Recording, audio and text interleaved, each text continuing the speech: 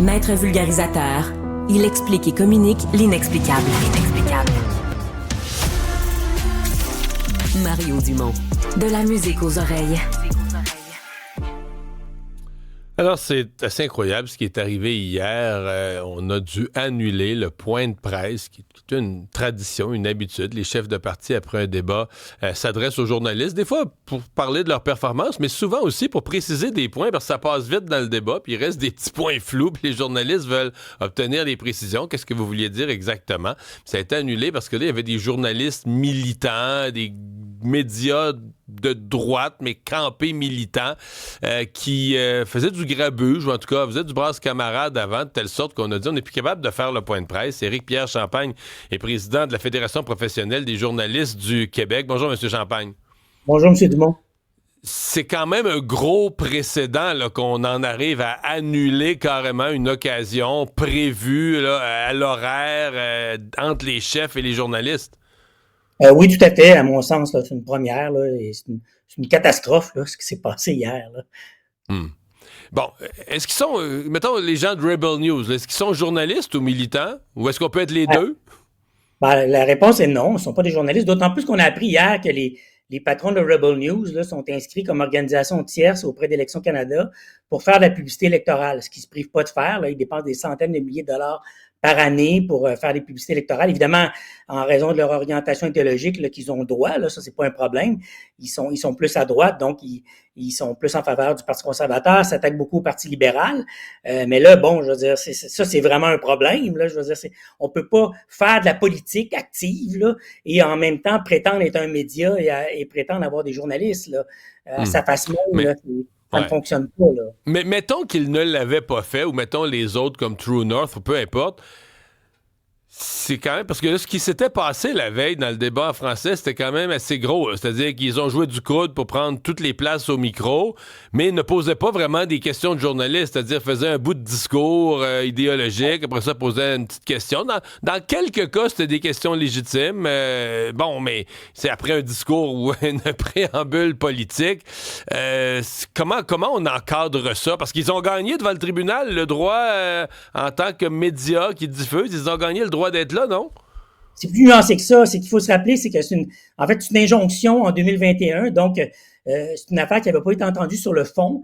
Il y avait un caractère urgent parce que le débat allait avoir lieu. Et là, la Cour a conclu qu'on a permis à Rebel News d'assister au débat. C'est vraiment là-dessus qu'il y avait une décision. Là, on est 4 ans plus tard. Ouais, le juge ne leur a pas permis de monopoliser la période des questions puis d'enlever la possibilité aux autres de poser les leurs. D'une part, et d'autre part, comme je vous disais, on apprend en même temps qu'ils sont inscrits comme tierce partie. Là. Donc, ça devient ça aussi un critère qui peut les disqualifier. Donc, je comprends qu'il y a eu une décision qui a été rendue il y a 4 ans, mais c'est pas une passe à vie là, pour avoir droit de participer au débat des chefs. Là. Donc, je trouve que la commission là-dessus a eu peur de son ombre, a eu peur des poursuites et sans défendre les principes importants qui doivent être défendus ici. Et là, ben, on a assisté à ce qu'on a vu. Là. Tout ça a tourné en catastrophe. Là. C'est un peu une farce, ce à quoi on a assisté avant-hier et hier soir. Là. Parce qu'il y a des gens qui m'écrivent ce matin puis qui disent ben là c'est Rebel News, c'est eux autres qui font les vraies nouvelles. Mais s'il y a autant de citoyens, parce que si c'est sites vivres, c'est parce qu'il y a des gens qui les regardent. S'il y a autant de gens qui regardent ces nouvelles, est-ce qu'il y a une réflexion ou un meilleur culpa du côté journalistique pour dire bon, on est tous beaucoup formés à l'UQAM, il y a largement des médias qui avaient un penchant à gauche de telle sorte que des électeurs, des simples citoyens qui penchent plus à droite se sont sentis abandonnés, ont eu l'impression que, sur toutes sortes de questions, changement climatique et autres, ben, les médias avaient tous un parti pris, avaient tous une préférence politique, que les médias étaient contre Stephen Harper. Cette idée s'est installée là, d'un manque de neutralité qui fait que ces gens-là, eux autres, sont allés occuper l'espace, puis maintenant, font de l'argent avec ça ou sont positionnés avec ça. Ben ça, c'est un phénomène qui n'est pas propre au Canada. Là. Bon, qu'il y a des gens qui se retrouvent chez Rebel News, bon, ils ont le droit. À mon sens, ça n'en fait pas plus des journalistes. Là.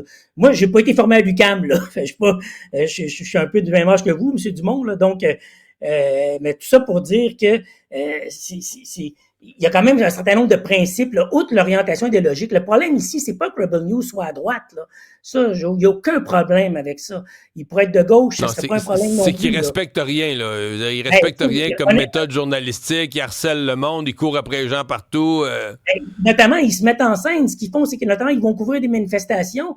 Et là, ils harcèlent les manifestants, les insultent, et ça, même les policiers, pour provoquer une arrestation. Et là, ensuite, se filme en disant, regardez comment c'est écœurant, on est en train de porter atteinte à la liberté de presse. Mais ils ont tout fait pour que cette situation-là se produise. Donc, ce sont des mises en scène, ce n'est pas du journalisme. Et là, ça n'a pas rapport avec l'orientation idéologique, là. Mm-hmm. Alors, c'est ça qui est important de comprendre là-dedans. Et ils y arrivent quand même à convaincre les gens parce que ils déforment la réalité, là. C'est ça qu'ils font. Ouais. Mais chose certaine, je pense que là, hier, comme on dit en français, il y a quelque chose qui s'est cassé, que les journalistes ne puissent pas poser ces simples questions. C'est ça qui est... Ben oui, alors qu'on a une salle de presse, on a un lutrin, les chefs ont tout ça à l'horaire, un est à 9h10, l'autre à 9h20, tout est prévu, et qu'on doive annuler tout ça. Vous l'avez utilisé le mot catastrophe, je pense que c'est le bon Éric-Pierre Champagne. Merci d'avoir été avec nous. Un plaisir, au revoir. M. Dumont.